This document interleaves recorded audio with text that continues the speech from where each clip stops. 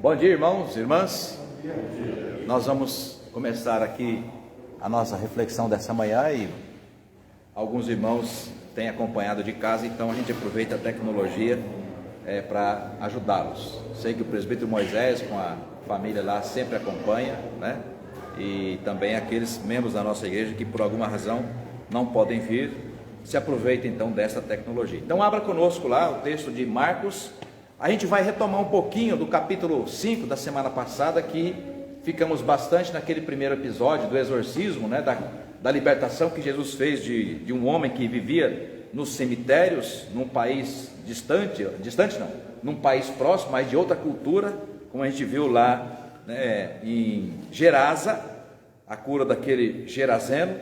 E os outros dois episódios em Marcos ficaram, né, por causa da falta de tempo, ficaram suspensos. Então a gente vai rapidamente retomar hoje e dar sequência no capítulo 6 de mais um bloco, tá? Vamos retomar então a partir do verso 21, Marcos capítulo 5, a gente vai retomar a partir do verso 21, dois destaques que nós queremos fazer aí. Se vocês perceberem, o capítulo 5, verso 21, ele faz uma pequena introdução, né, da cura, né, de uma menina, filha lá de um principal líder da sinagoga. Depois faz uma interrupção, conta-se aqui a cura, né, daquela mulher enferma, um texto também bastante conhecido nos 3 evangelhos, aparece, né, e aí em seguida ele retoma para concluir o capítulo, o verso 35 até o verso 43, quando ele vai narrar a efetivação da cura da filha de Jairo, tá? Ou até da ressurreição. A gente vai retomar a leitura então, como é do nosso hábito, cada um podendo fazer a leitura de um versículo ou dois, conforme aí a sua escolha, para a gente retomar aqui a nossa, né, memória sobre essa passagem que eu imagino que todos conhecem, mas a leitura nos faz, reativar a nossa memória. Eu vou começar então lendo o verso 21, Marcos 5, a partir do 21. Tendo Jesus voltado do barco para o outro lado, afluiu para ele grande multidão, e ele estava junto do mar. Eis que se chegou a ele um dos principais da sinagoga, chamado Jairo, e vendo, prostrou-se a seus pés, e insistentemente lhe suplicou: minha filhinha está à morte, vem, e põe as mãos sobre ela para que ela seja salva e viverá. Jesus foi com ele. Grande multidão seguia com delírio. Aconteceu certa mulher que havia 12 anos que vinha sofrendo de uma hemorragia e muito padecera à mão de vários médicos, ele despedindo tudo quanto possuía, sem conseguir nada aproveitar, antes pelo contrário, ainda pior. Tendo ouvido a fama de Jesus, vindo por trás dele, por entre a multidão, tocou-lhe a veste, porque dizia: se eu apenas lhe tocar as vestes, ficarei curado.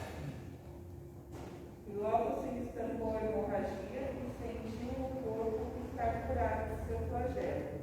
Jesus, reconhecendo imediatamente que dele saía poder, virando-se no meio da multidão, perguntou: quem me tocou nas vestes? Responderam-lhe seus discípulos: vê que a multidão te aperta e dizes: quem me tocou? Ele, porém, olhava ao redor para ver quem fizera isto. Então a mulher, sabendo o que lhe tinha acontecido, aproximou-se, prostrou-se aos seus pés e, tremendo de medo, contou-lhe toda a verdade. E ele lhe disse: filha, a tua fé te salvou.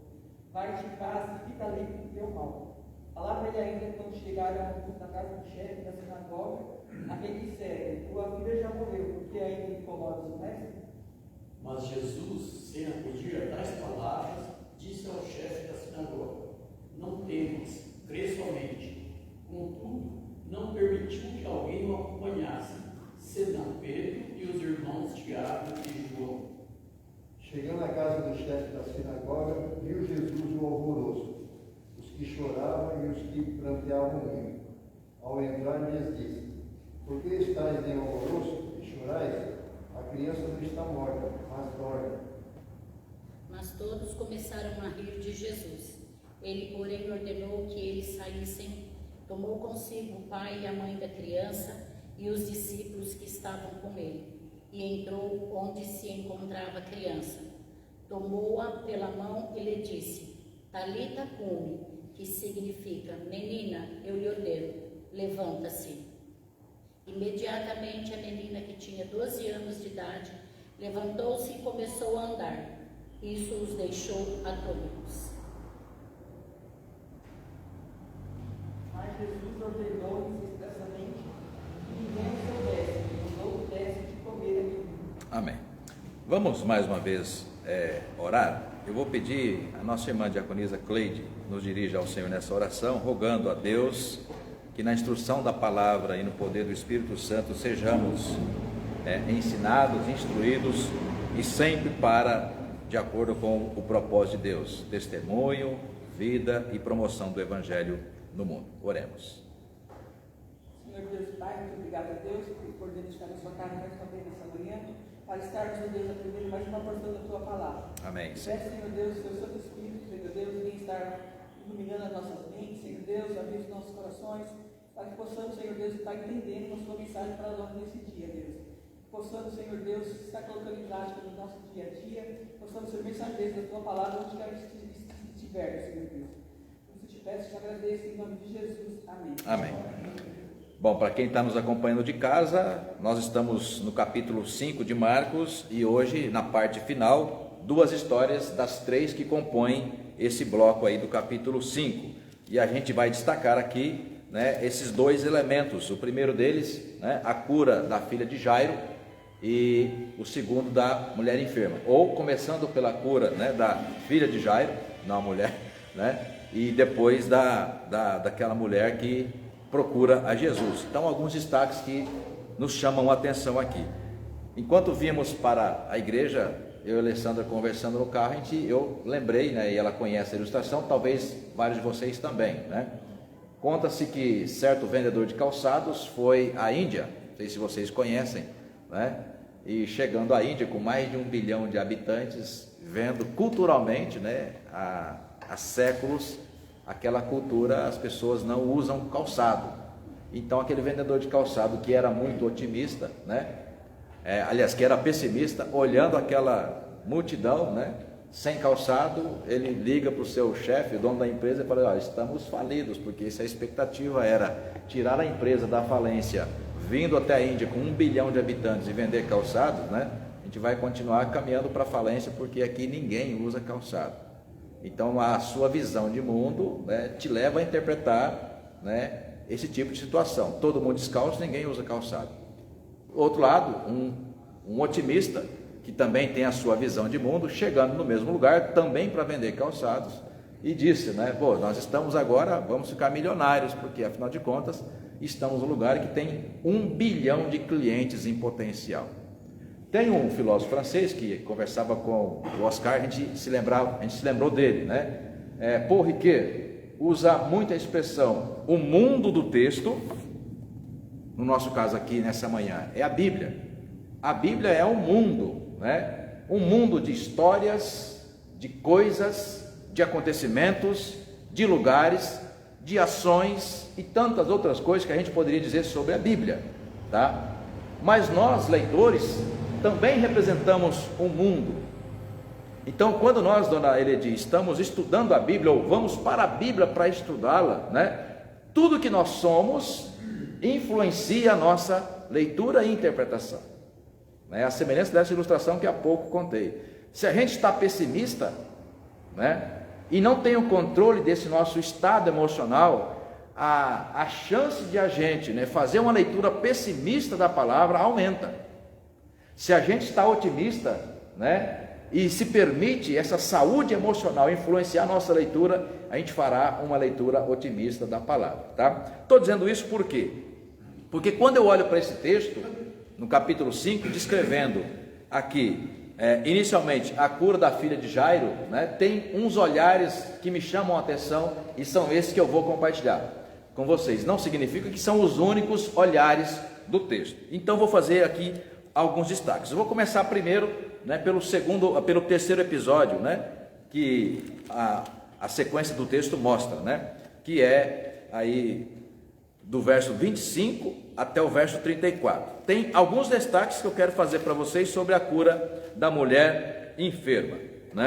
Por exemplo, eu quero que você veja comigo o detalhe onde no verso 28 aparece a expressão, porque dizia: se eu apenas lhe tocar as vestes, ficarei curado.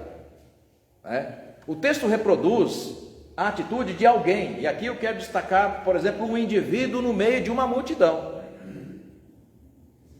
Um indivíduo ou uma pessoa individual no meio de uma multidão. Então, a expectativa de que naquela multidão, um monte de gente que por razões que cada um tem as suas, presbítera Lília, né, estavam indo até Jesus.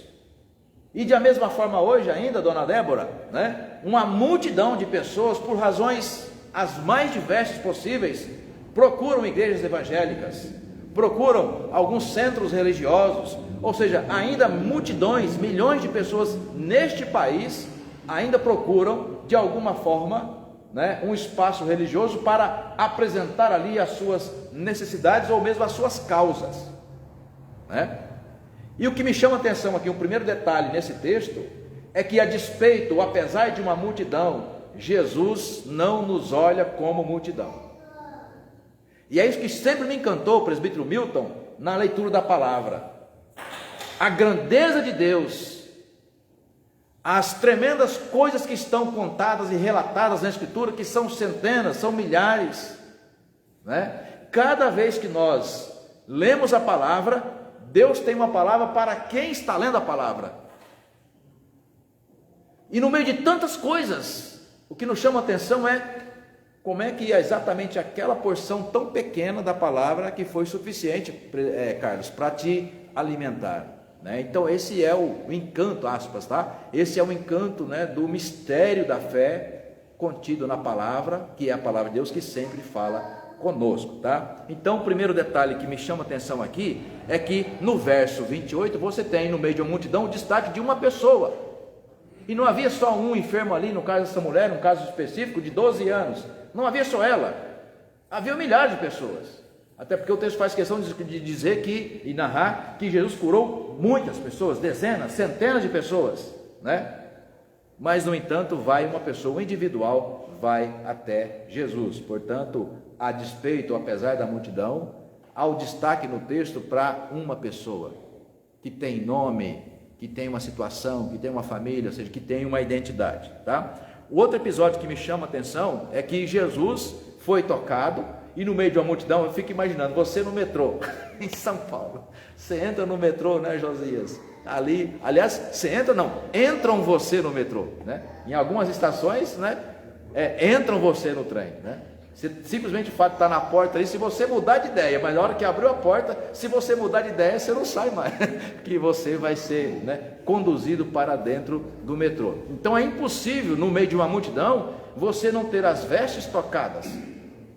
Se fosse só as vestes, estava o jeito, né, Lília? Infelizmente tem problemas sérios em São Paulo, né, nesses espaços, de gente, né, flertando e por aí vai, né?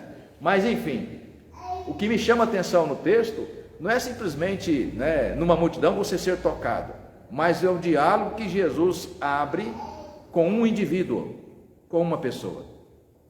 E ele faz a pergunta, Helvig, inusitada. E tanto é inusitada que os discípulos veem como inusitada. Quem me tocou? Os discípulos respondem: como assim, mestre? No meio de uma multidão, o senhor está no metrô de São Paulo, como é que não seria tocado? Não, alguém me tocou, né? Alguém me tocou. Então ele insiste nessa relação, né? Até para mim, a leitura que eu faço do texto é a porta de entrada que eu gosto de entrar nesse texto, né? Apesar da multidão, Jesus quer diálogo com uma pessoa. E eu me lembro também do texto de João 10, que Deus, cuidando do seu rebanho, Ele conhece a nós, apesar da multidão, Ele conhece a nós, irmãos e irmãs, no particular. Isso me traz muita paz no coração, que quando você, Helvig, está no seu quarto, na madrugada, lendo a palavra ou mesmo orando ao Senhor, Deus te vê ali na sua língua, no português onde você foi educado, no seu quarto, no seu endereço, na sua cidade, naquele horário. Se a gente tirar isso da dimensão da nossa fé, irmãos, nós vamos trazer aquela ideia de que eu só posso ser abençoado se eu estiver num lugar onde todo mundo estiver fazendo a mesma coisa, que é uma relação que a gente tem hoje muito comum, e entre aspas, e infelizmente, explorada por líderes religiosos, que não produzem autonomia espiritual nas suas ovelhas, por razões até mesmo comerciais, porque cria ali, Cleide, um vínculo dos fiéis com a igreja, a ponto de eles só serem abençoados se estiverem naquele templo, naquele lugar, sob a liderança daquele líder. Então me chama a atenção aqui o texto da cura desta mulher numa multidão, e de modo inusitado, porque me faz pensar e lembrar também de João 10, quando o próprio Jesus também dizendo que Deus conhece cada uma das suas ovelhas e as chama pelo seu próprio nome. Tudo bem, você pode fazer uma leitura mais racional do texto e dizer, não, pastor, isso é uma metáfora. O tempo de Deus não é o tempo humano. Eu diria para você, eu respeito a sua interpretação do texto, mas a minha, e aí, para ser justo com o Riquet, eu entro nesse texto por outra porta, e quem eu sou me influencia a ler esse texto e interpretar assim: Deus sabe cada detalhe da nossa vida, no particular, no indivíduo, A Escritura vai dizer que Deus sabe, eu brinco com vocês, no meu caso é até um pouco mais fácil para Deus, porque tem um pouco cabelo. Deus conhece até a quantidade de cabelos que nós temos na cabeça. O que seria isso senão a particularidade? Então o primeiro elemento que me chama a atenção aqui é o fato de que uma mulher coloca como a sua perspectiva de vida: eu preciso ir até Jesus. E isso, irmãos e irmãs, não venceu ainda. A história de cada um de vocês, de alguma forma, narra exatamente isso. Qual foi a circunstância, qual foi a razão que você teve para ir até Jesus? Ou quando foi encontrado por Jesus, como é que foi a sua reação? Para alguns, há décadas que ainda estão a seguir a Jesus. Então foi algo muito forte, foi algo extraordinário, tá? Então, para mim, na leitura do texto, o fato de Jesus reagir àquele toque na sua veste tem um propósito, e o propósito era exatamente esse, Ele queria encontrar ali no meio da multidão, ele queria encontrar exatamente o indivíduo, porque ele se preocupa com o indivíduo, cada um de nós, porque a todos quantos, o procura, ele vai dizer isso na oração em João 17, a oração sacerdotal, que de todos quantos me enviaste, nenhum, exceto o filho da perdição, nenhum se perdeu. Irmãos, o que é isso? Senão o cuidado que Deus tem ao nos tratar como indivíduo, ainda que andemos também em comunidade ou mesmo em multidão. Vamos perceber como é que termina o texto então, da cura da mulher enferma?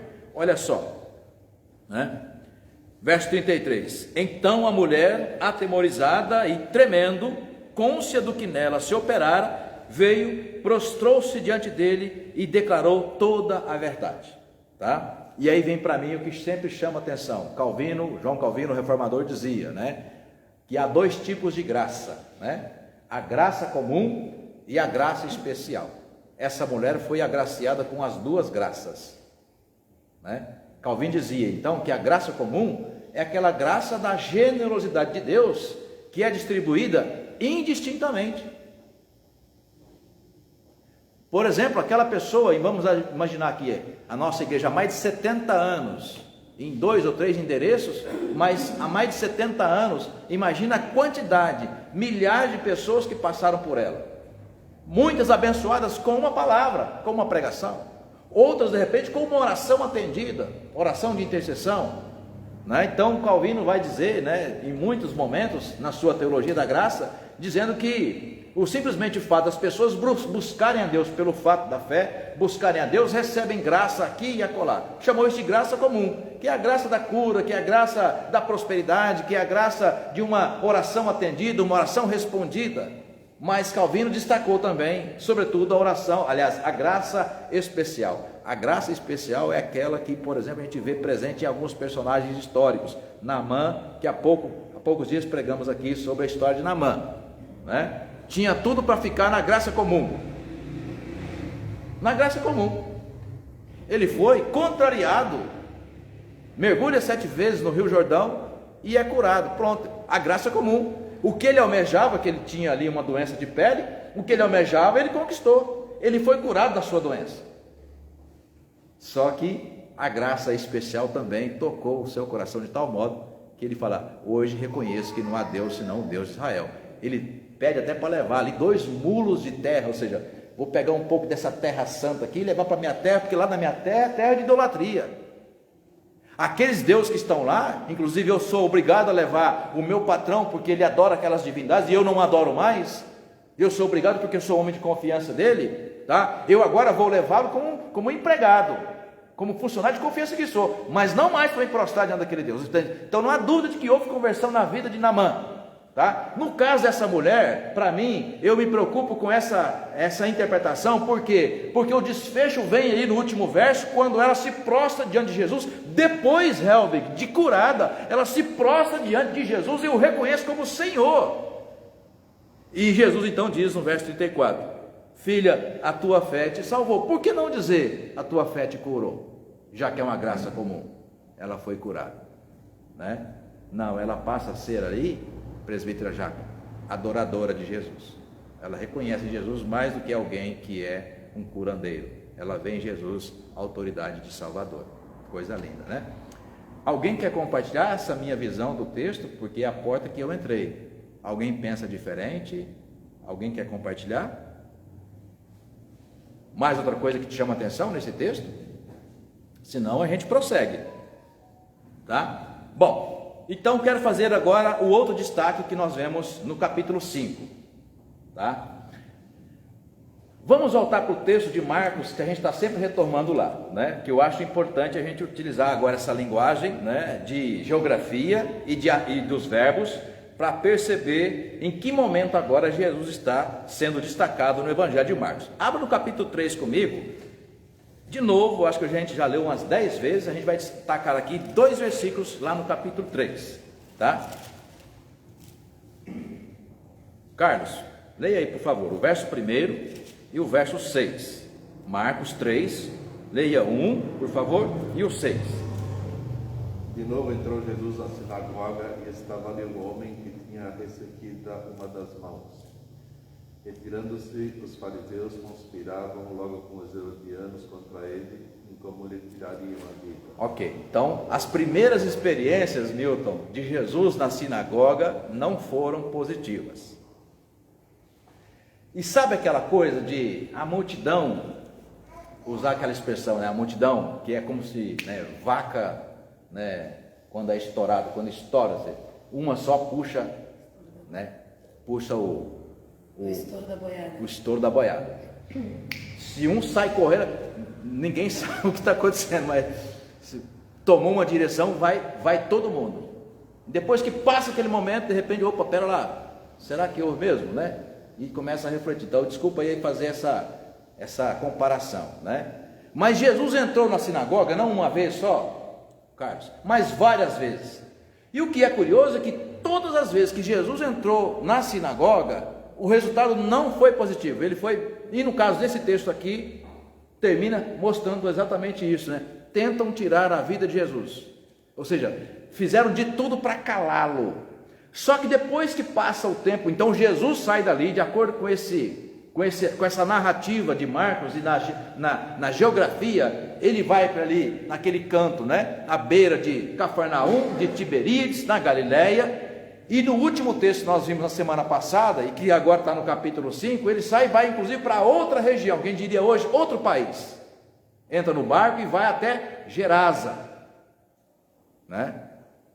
Onde ele cura aquele homem que vivia no cemitério, ou nos cemitérios, cheio de demônios. Ele liberta aquele homem. Agora ele volta para cá, ele volta para a região da Galileia, tá? Então o que me chama a atenção, por que o senhor pediu para ler de novo, pastor? O capítulo 3, porque ele está numa sinagoga, faz também uma cura e é enxotado de lá. Ficaram muito mais preocupados com a questão do dia do sábado do que propriamente com a cura de um homem. Ele é enxotado de lá. O verso 6 que você leu, tentaram tirar a vida dele, ou seja, está trazendo um incômodo. Passado algum tempo, Marcos coloca isso, passado algum tempo, quem vai ao encontro de Jesus? Vamos imaginar, fazer um exercício de imaginação. Já imaginou se o chefe da sinagoga, Jairo, pastor Alessandra, tivesse naquele episódio, quando Jesus curou o enfermo, na sinagoga? Vamos imaginar, o texto não diz isso, Oscar, mas vamos imaginar que ele estivesse ali, já que era uma pessoa importante na sinagoga. O texto diz isso, vamos conferir? Olha só, Marcos, capítulo 5, vamos ler o verso repetido, ou estar atento, verso 21. Tendo Jesus voltado no barco, portanto ele sai de Gerasa, volta para a região da Galileia, tá? E afluiu para ele grande multidão, e estava junto do mar, ou seja, no seu lugar comum, onde Jesus passou mais tempo da vida e também do seu ministério. Verso 22, eis que se chegou a ele um dos, olha só, é gente gaúda, não era uma pessoa simples, era gente conhecida, e mais ainda, se você olhar o 35, aumenta mais ainda a informação de que era gente importante. Falava ele ainda quando chegaram alguns da casa do chefe da sinagoga, ou seja, ele tinha funcionários. Então vamos pensar, era homem de autoridade na sinagoga, era o chefe da sinagoga, e em termos de bens materiais, tinham vários funcionários, se não na sua casa, o texto diz que na casa dele, mas vamos pensar, gente que estava sob a sua autoridade como chefe, que trabalhavam na sinagoga, ou na casa, era gente que devia algum tipo de, como é que a gente essa relação ali? Gente que tinha compromisso com o chefe. Verso 35, falava ele ainda quando chegaram alguns da casa do chefe da sinagoga, a quem disseram, a tua filha já morreu, por que incomodas o mestre? Então até aí, onde o senhor quer chegar, pastor? Aqui. Então, Jesus tentou curar, Jesus curou e tentou muitas vezes evangelizar judeus na sinagoga. E como naquela vaca estourada, a boiada que saiu, muita gente vai por quê? Por pressão do momento. E se Jairo, Cleide, estivesse lá quando Jesus curou aquele homem da mão ressequida? Eu gosto dessa suposição, sabe por quê? Porque agora o quadro que Marcos nos coloca é um quadro inverso.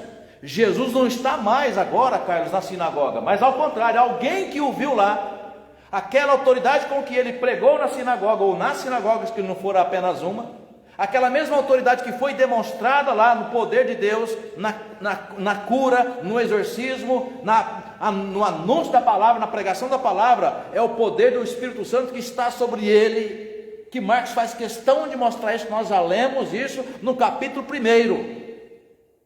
Tudo que Jesus está fazendo na autoridade do Espírito. Nasce do Espírito, é batizado no Espírito, é levado pelo Espírito no deserto para ser tentado, sai vitorioso. Primeiro sinal, primeiro milagre, tudo que Jesus vier a fazer, o fará na autoridade do Espírito. Então agora, o que Marcos quer contar para nós? Que alguém que já tinha ouvido a palavra antes na sinagoga, alguém que já tinha visto, Claudinei, o poder de Jesus dentro da sinagoga, agora numa situação de necessidade, reconhece essa autoridade e faz o quê? Vai até Jesus. Então, para mim, irmãos e irmãs, o que eu vejo no capítulo 5 de Marcos é exatamente essa cena. Vamos de novo para o verso 21. Tendo Jesus voltado de um barco para o outro lado, afluiu grande multidão, e ele estava junto do mar. Eis que, olha só, que ele tenta passar para nós. Ou seja, no meio de tanta coisa, tem um episódio, Lília, que Marcos quer dizer, mas olha o que chama atenção aqui. Então a ideia é de que, simplesmente no dia a dia comum, sai Jesus de uma tarefa, de um outro país, de uma outra região, que fez lá um exorcismo, mas não foi bem recebido, as pessoas pedem para ele sair dali, então ele volta para o seu lugar comum, e no lugar comum, você existe no dia a dia fazendo o que você faz, mas de repente acontece algo diferente. Esse algo diferente é Jesus, Helvig, é procurado por uma pessoa importantíssima da sinagoga. Então, o que é isso? De novo, no meio da multidão, vamos tentar olhar as cenas. No meio da multidão, Jesus cura uma mulher enferma, um indivíduo, uma pessoa, e essa pessoa se converte. No meio de um contexto de gente importante, que todos diziam, vamos correr com esse cara daqui, tentaram tirar a vida de Jesus. Quem são essas pessoas importantes? Os chefes da sinagoga, os fariseus, os escribas, os rabinos, pessoas importantes, que não viram em Jesus o quê? Um representante, né, do Messias.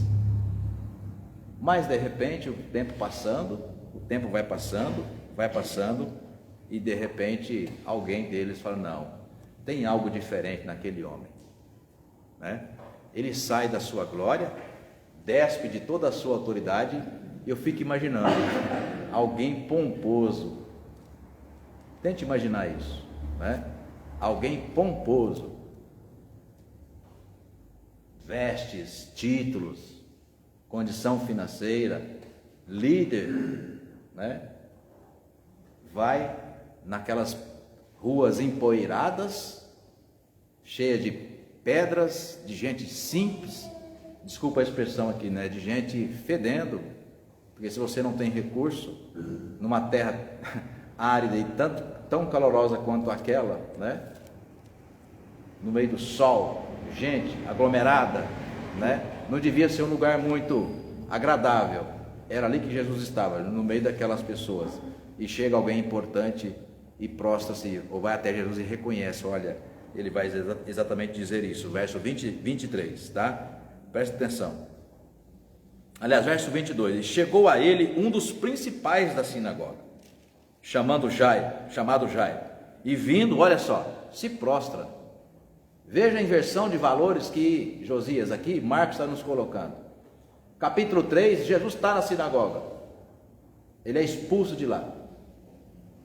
Agora, diante de um drama existencial, diante de uma situação, sai alguém importante de lá, vai até, portanto, não mais na sinagoga, mas nas ruas, né, empoeiradas.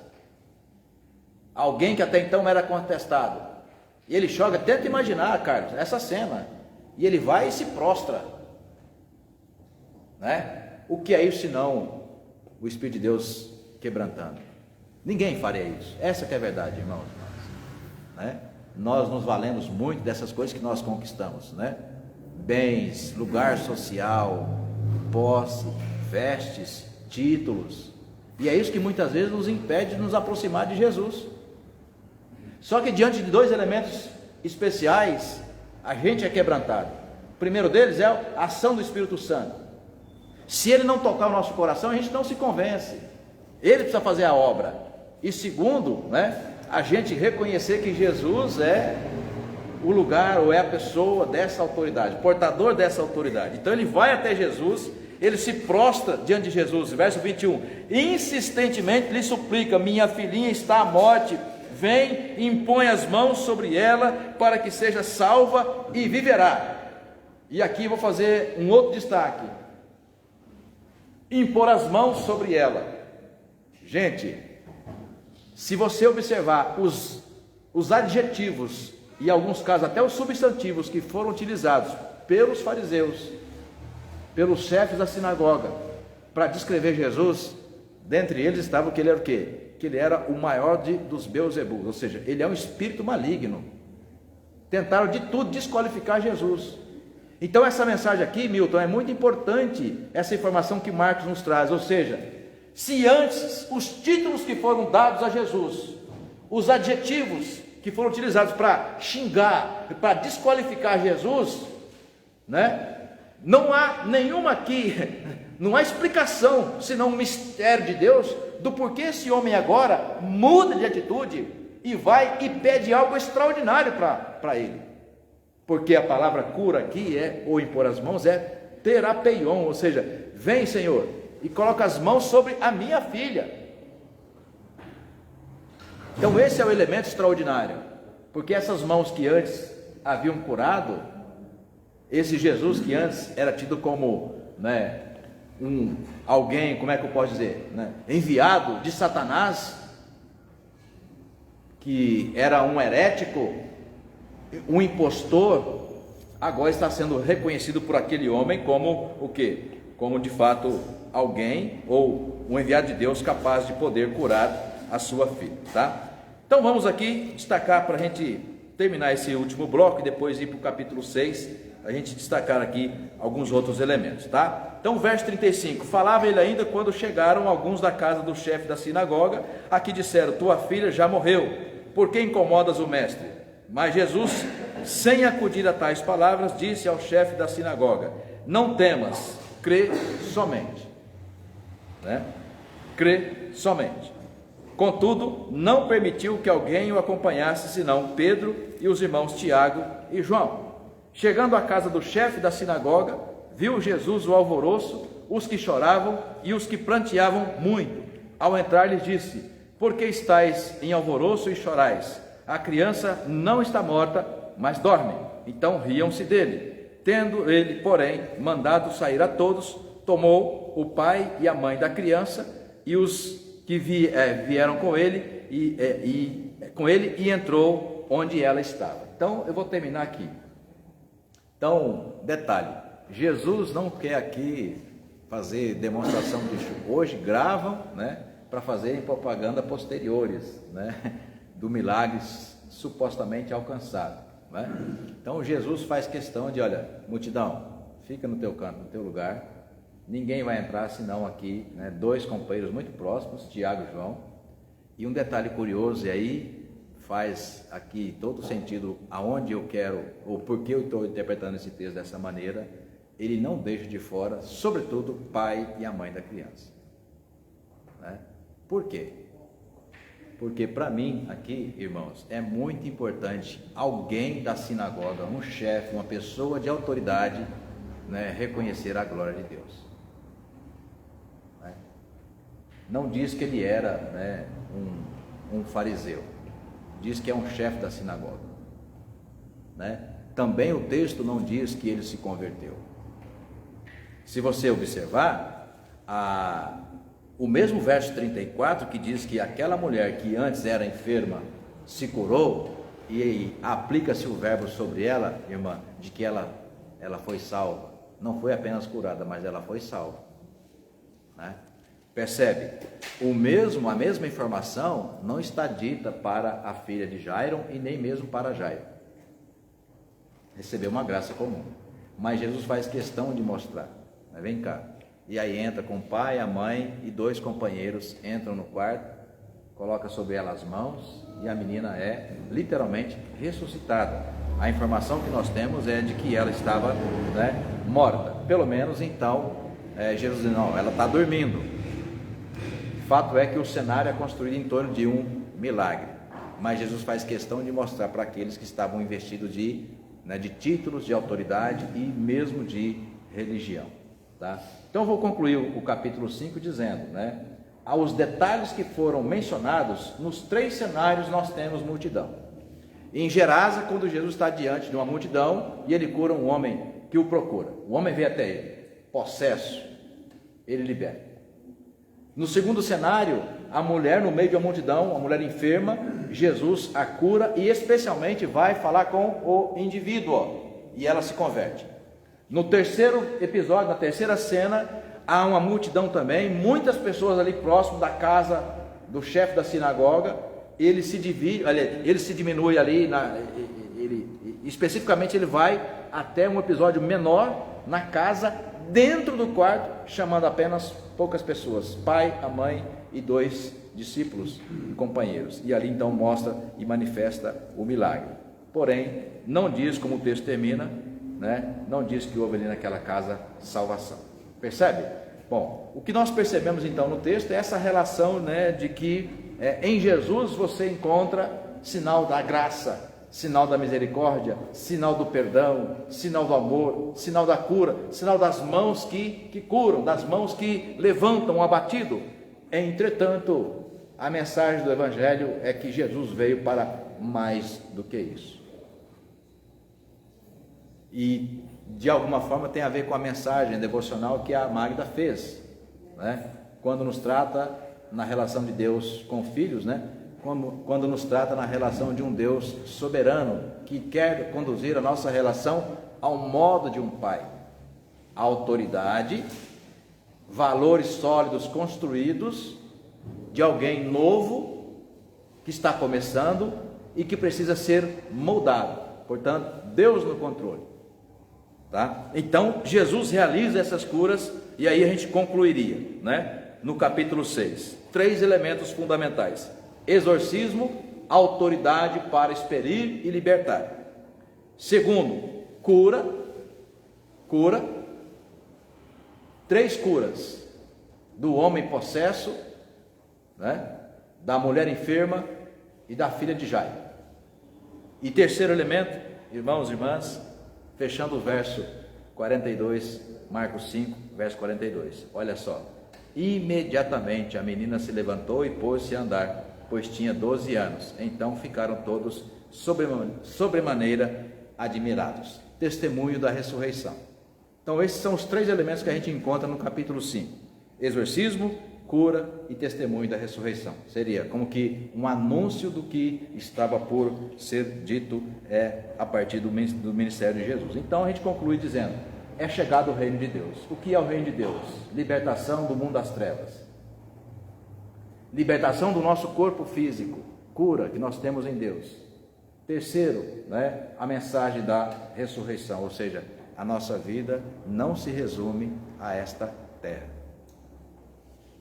Cura é importante, libertação é importante, o testemunho da ressurreição é importante.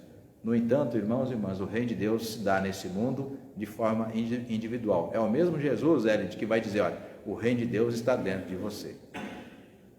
O reino de Deus pode ser testemunhado na multidão, como foi.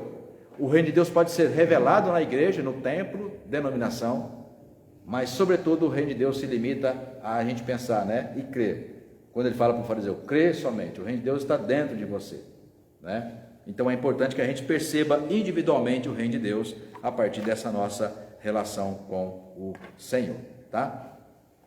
Vamos passar para o capítulo 6. Pastor, Pode falar, Claudinei. pode definir exorcismo? Então, primeiro que é um elemento tipicamente do Novo Testamento. Portanto, a gente diria, né, na mensagem helênica, que é o grego, o Novo Testamento, mundo ocidental, né, a gente não vê essa mesma linguagem, apesar de estar presente de forma bem discreta, vamos dizer assim, o mundo das trevas, na figura de Satanás e seus anjos, está representado no Antigo Testamento. Gênesis 3, quando fala da serpente, né? Ezequiel 28, quando vai falar lá do anjo de luz que caiu, né? Foi precipitado às regiões inferiores. Jó, quando fala, né, de Satanás que aparece ali na reunião, né, que Deus faz. Satanás aparece e Deus pergunta: de onde vem? De rodear a terra. Eu estou por aí atazanando a vida, né, daquelas ovelhas que o Senhor tirou do Éden e expulsou de lá. E até hoje ele faz isso. O Novo Testamento, Claudinei, do começo ao fim, fala desse mundo. Sobretudo, o apóstolo Paulo, o grande teólogo, o apóstolo Paulo, fala muito aliás, hoje à noite, né, pastor, a mensagem que a gente vai, permitindo Deus proferir, vai falar de batalha espiritual, porque Paulo trabalha muito a batalha espiritual, muito. Ou seja, de onde vem o exorcismo? O Novo Testamento não nos deixa cochilar. Existe um mundo celestial, e aqui esse mundo celestial não é o mundo apenas da habitação de Deus. O mundo celestial é o mundo espiritual, um mundo de trevas, que há espíritos maus. Falamos isso na semana passada. Há religiões que escravizam, há religiões que invocam espíritos maus, há religiões, falamos aqui da diferença entre possessão, né, e êxtase. A possessão é quando um espírito mau toma posse de uma pessoa humana, anula a consciência dela, assume a identidade dela, né? Por exemplo, a pessoa se contorce fisicamente, perde a sua consciência, muda a voz, faz coisas esquisitas. Então não há dúvida, nem na teologia, Oscar, nem na grande teologia do apóstolo Paulo, não há dúvida de que existe um mundo espiritual das trevas. Não há dúvida. Isso não é coisa de um pastor, não. Isso é coisa da Escritura, do Novo Testamento, né? Inclusive do grande apóstolo Paulo. Vou enfatizar sempre aqui, porque é o nosso doutrinador, né? Bom, então o que é o exorcismo? É a autoridade que, de acordo com o registro do Novo Testamento, está presente só em Jesus e depois será também doada à igreja, não apenas aos apóstolos, tá? Mas à igreja. Os apóstolos porque são líderes, mas também a igreja. Vide, por exemplo, um diácono, Filipe, Atos 6, homem sábio, temente a Deus, íntegro, mas cheio do Espírito Santo. E um dos sinais, além de ter evangelizado Estevão, o eunuco da rainha de Candace, mensagem que nós pregamos domingo passado, no capítulo 8 todo, né, ele também faz sinais e maravilhas. Muitas pessoas foram libertas. Portanto, o exorcismo nada mais é do que uma autoridade espiritual conferida pelo Espírito Santo de Deus, que dá ao crente, né, essa autoridade de libertar uma pessoa, né, de possessão demoníaca. Eu acho que o termo que nós não usamos muito no meio evangélico, né, que é o exorcismo. A gente não usa muito esse termo. A gente usa no meio evangélico. Usa a palavra libertação, né? Expulsar, libertar, a gente não usa tanto o termo. Em filmes de terror, principalmente, você vê muito exorcismo, levitação, né? Sim. Tem o próprio filme do Exorcista, tal, então sim. dá um outro sentido, né? Sim. Durante um tempo a Igreja Católica trabalhou bastante, até hoje ainda, né? Que vocês devem se lembrar, houve bastante brincadeira, virou até meme, né? Do Padre Quevedo, falar sobre, né, exorcismo, isto não existe, né? E hoje à noite na mensagem, estou fazendo propaganda já, né? Ele falou assim, uma das coisas mais sagazes que, no caso, a gente tem na Escritura, Paulo vai trabalhar a palavra cilada. Uma das ciladas, Cleide, mais sagaz que o inimigo tem nesse mundo espiritual das trevas, uma das ciladas mais sagazes que ele tem, ou seja, que ele usa com bastante propriedade, é a do crente não acreditar que existe um mundo espiritual das trevas.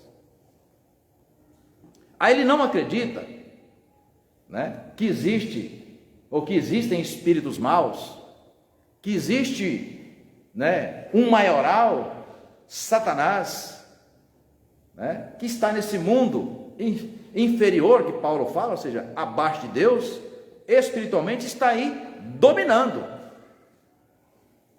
Está dominando, né? E aí diante dessa cilada, o crente fica o quê? Despreparado. Então ele vai perder a salvação, pastor? Não, mas não se trata de salvação. O resto eu vou falar à noite, tá? Então, exorcismo, né, em outras palavras, é a autoridade que Jesus, Mateus 12, verso 28. De onde vem essa autoridade? Já sei, está fazendo isso em nome do Beelzebul, que é o maior dos demônios, né? E Jesus então diz, não, se eu fizer esse nome de Beelzebul, e eu estou expulsando um espírito que é de Beelzebul, então a casa está dividida. Ele usou uma metáfora, né? Eu faço em nome do quê? Do Espírito Santo, do Espírito de Deus. Então essa autoridade é conferida o quê? Por meio de Jesus, a igreja primitiva e a nós. O Espírito Santo que habita em nós, eu, você, todo crente, é que dá essa autoridade para você, em nome de Jesus. Marcos 16, pisar, o quê? Ele fala, cabeça da serpente, ou seja, por que cabeça da serpente? Ou seja, a serpente no Éden, Gênesis 3, representa exatamente o que? Essa força espiritual abaixo do céu, portanto, caída, mas que age no mundo. Ele não toca na sua salvação, porque isso já está conferido, essa batalha já foi vencida. Mas ele toca em pessoas e tudo que está à sua volta. Em você ele não tem autoridade, mas no seu vizinho ele tem, nas coisas ele tem. Ele vai usar isso como cilada para tornar a sua vida literalmente um inferno. Literalmente um inferno.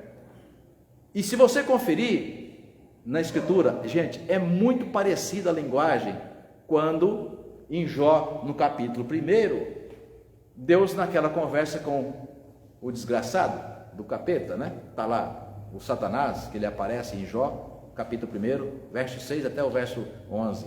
De onde você vem? Ele fala, de rodear a terra. Em algum momento, Deus fala assim para ele, enchendo o peito, né? Você observou meu filho Jó? Observaste meu servo Jó? Homem íntegro, temente, anda reto. E o desgraçado faz sempre a mesma tática. Ele usa sempre a mesma tática. Mas também, pensa num cara que o senhor mimou. Olha a família desse cara. A saúde, o casamento, tudo é bom. Tira isso para você ver se ele não vai te renegar. Eu falo, o desgraçado ele é tão lazareto que a vida inteira ele usa sempre a mesma tática. Dinheiro, poder, fama. Dinheiro, poder, fama. Ofereceu isso para pessoas, ofereceu isso para Israel no deserto, tanto que a maioria vai se perder, e ofereceu isso para Jesus. E ele continua oferecendo para os pastores, para os líderes, para todos nós.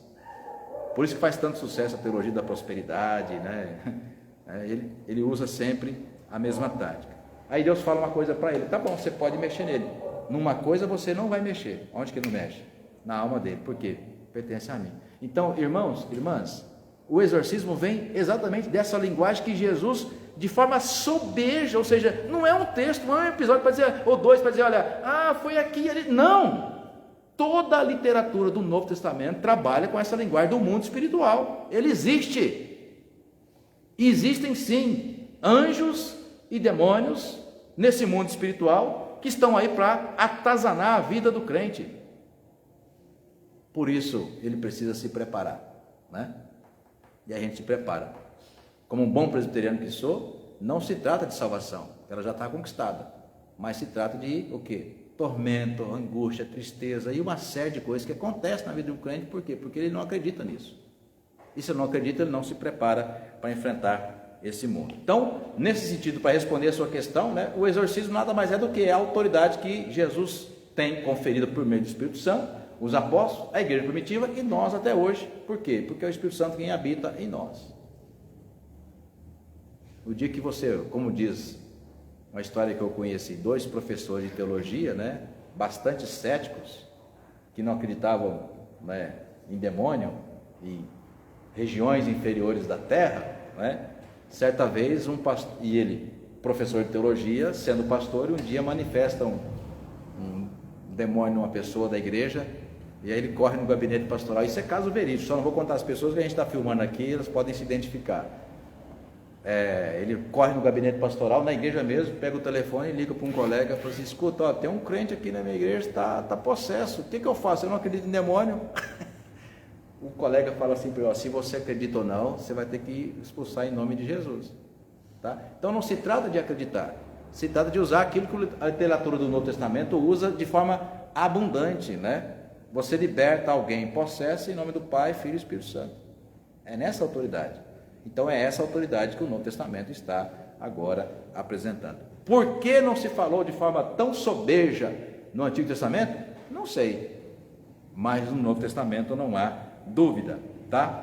Bom, mais alguém que tinha levantado aqui a mão ou não? Eu vou só apresentar porque a gente não terá tempo para continuar. Nós temos apenas 5 minutos, mas de alguma forma isso está de novo presente no capítulo 6 daquilo que eu quero enfatizar. Então veja só, no capítulo 6, de novo geografia e ações, né? Verbos para mostrar as ações de Jesus. No capítulo 6, tendo Jesus partido dali, foi para a sua terra, na Galileia, né? Obviamente, e os seus discípulos o acompanharam. Chegando o sábado, passou a ensinar na sinagoga, e muitos, ouvindo, se maravilhavam disso.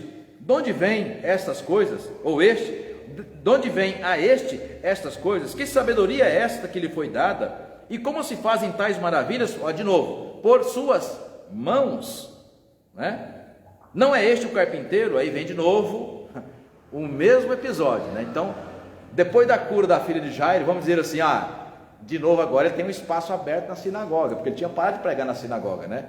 Mas ele curou a filha de alguém importante da sinagoga.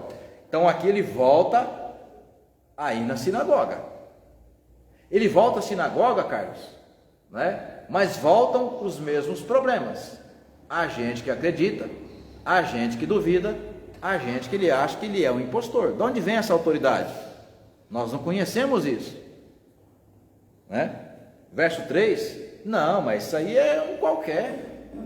Ah, mas você, olha, não é o carpinteiro? Não é o filho do carpinteiro?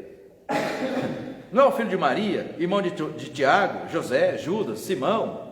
E não vivem aqui entre nós suas irmãs? E escandalizavam-se nele. Jesus, porém, lhes disse, né?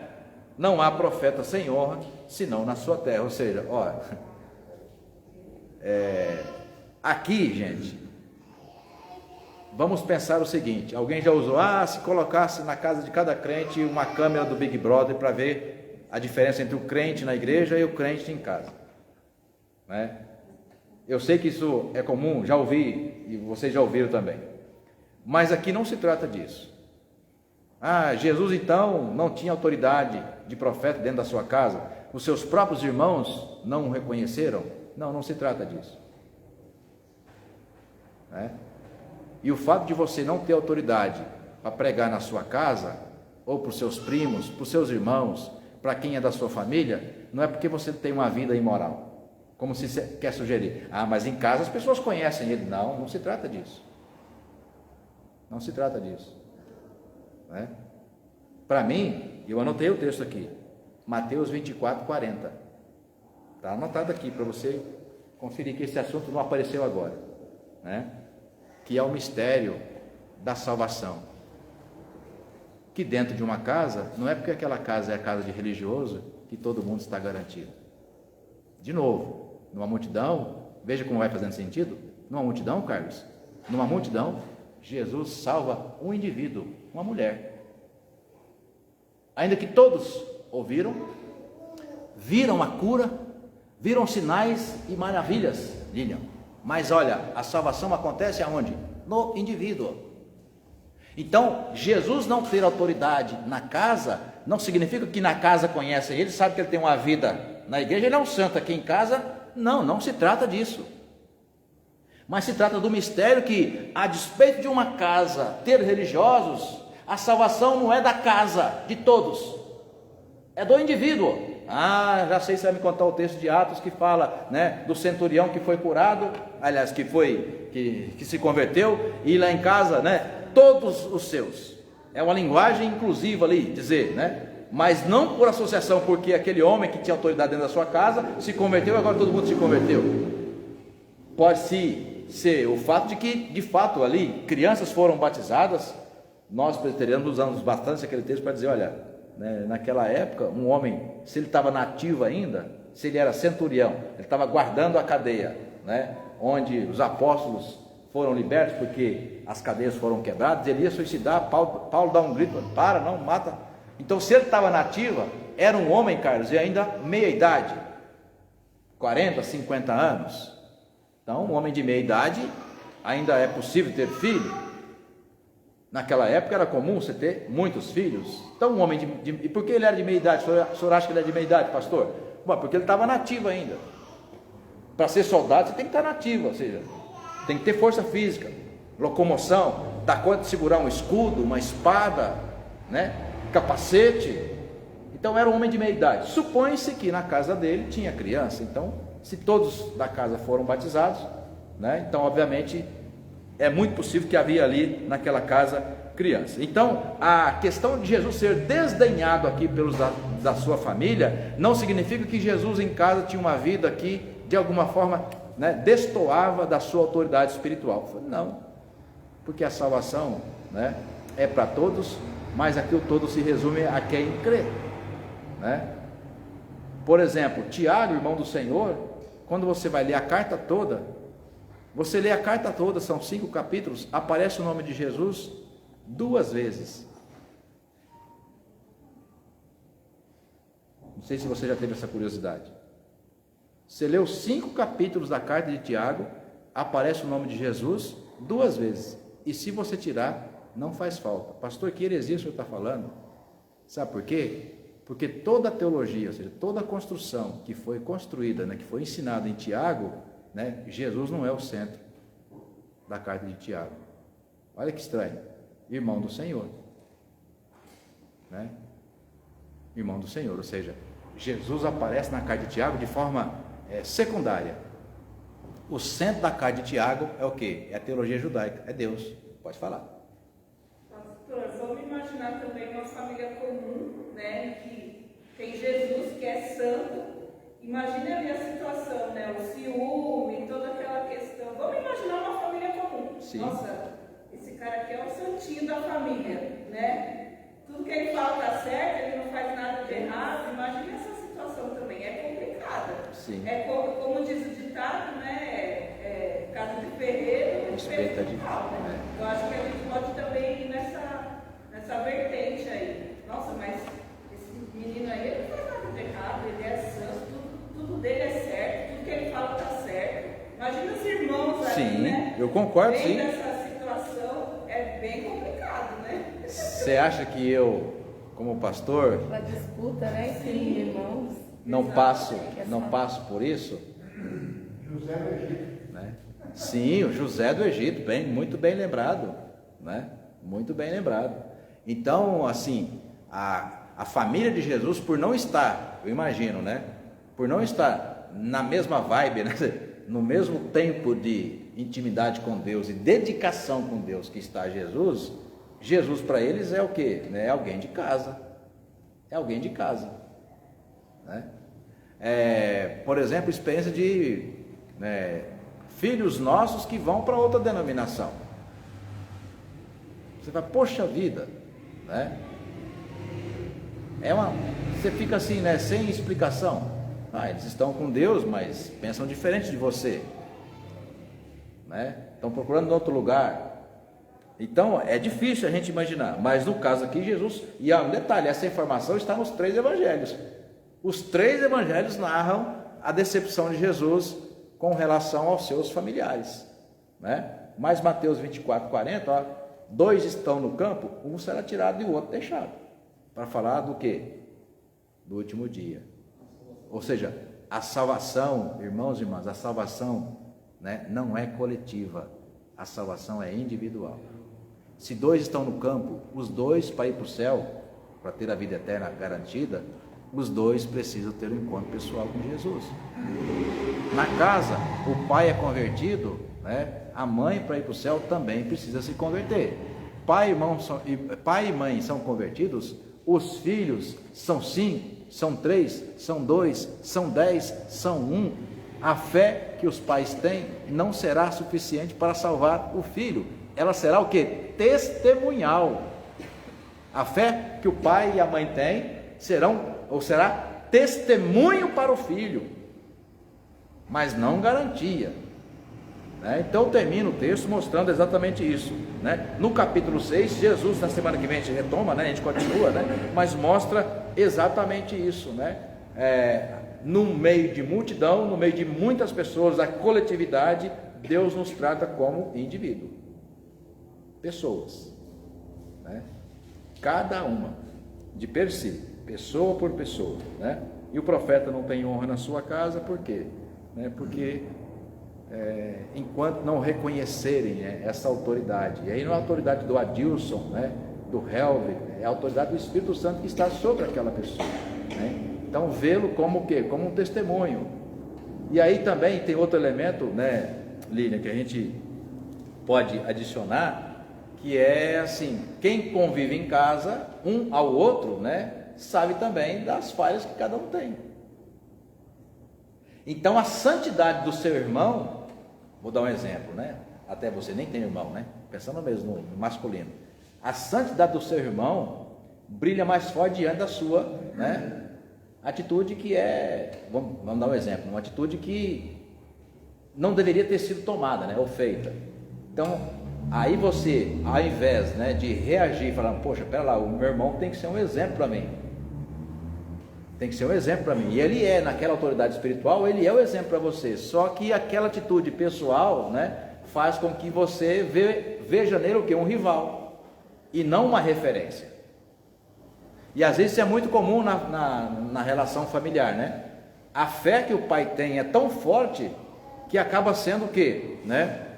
Acaba sendo uma pressão sobre o filho, exerce uma pressão sobre o filho, porque um pai, uma mãe extraordinários, e o filho vê aquilo como uma pressão, né? E aí tem um conflito, ele acaba, para provocar, ele deixa de ir à igreja, ou quando ele quer ir à igreja, ele inclusive até vai em outra igreja, por quê? Porque aquela autoridade de pai e mãe muitas vezes passa um peso desproporcional para a família. Então é difícil sim ter honra em casa, né? Mas a gente tomar cuidado também para que essa honra não seja uma honra cosmética, né? Na autoridade mais do título do que propriamente do testemunho, né? Foi Paulo quem usou, né? Em 1 Coríntios 11, né? É o verso 1º, né? Sede meus imitadores, assim como eu sou de Cristo. Então, para mim, eu acho que já que na sua casa lá, família de sangue, né? É lá que você de fato é conhecido, lá é onde deve reinar esse versículo, né? De Paulo. Sede meus imitadores, assim como eu sou de Cristo. Então, dizer isso para o filho, dizer isso para o sobrinho, dizer isso para a prima, para o primo, para o cunhado, para a nora, para a sogra, né? Aquele ditado que o Voltaire, né, dizia, aquela frase feita que ficou famosa, né?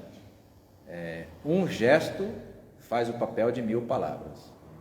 Então, a melhor forma que alguém, para ser profeta na sua casa, né?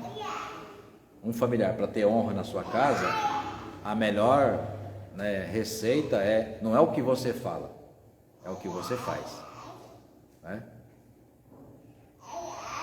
O que nós fazemos ficará como testemunho para evangelizar os de casa, tá? Então, Deus nos abençoe, irmãos e irmãs, a vocês que nos acompanharam de casa, Deus também abençoe a vocês. Vamos terminar com uma oração.